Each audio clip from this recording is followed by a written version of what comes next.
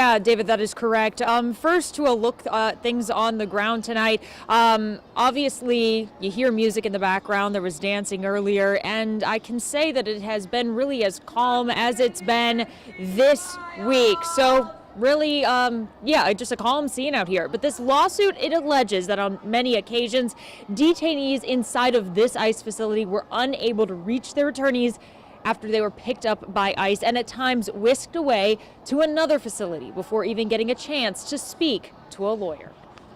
So I think as all Oregonians know, Trump has made Portland a target in terms of threats to deploy the National Guard. And this week we've seen increased ICE activity significantly. In response, Innovation and Law Lab filed a lawsuit Thursday arguing that ICE and Customs and Border Protection have been denying people detained by the agencies meaningful access to counsel before an out-of-state transfer. We have these laws in place to make sure that people are treated fairly, no matter where they were born and what they look like. And so our suit today seeks to help establish a small piece of that, just even with the right to talk to an attorney. As legal director Jordan Cunnings explains, even as attorneys respond as quickly as possible, they're met with obstacles. The problem is ICE is unlawfully denying people an opportunity to access a thorough consultation with that attorney when they're held at the temporary holding facilities in Portland, at McAdam, or in Eugene. The lawsuit describing several cases where immigration attorneys can't speak with their detained clients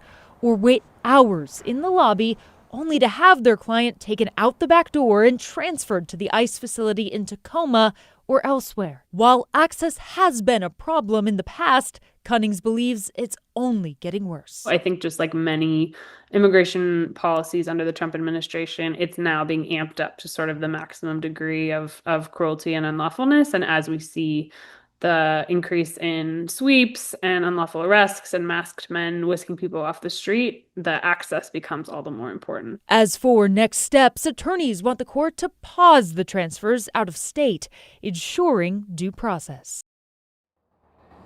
And in terms of what that could look like, that could come in the form of an order. It could come at a hearing. We do not know at this time. And of course, we reached out to ICE, to DHS, to Customs and Border Protection to get a comment on the lawsuit, but we have not yet heard back. David, back to you. Yeah, glad to hear things are peaceful, relatively, and festive, I guess, tonight. Thanks, Alma. Appreciate it.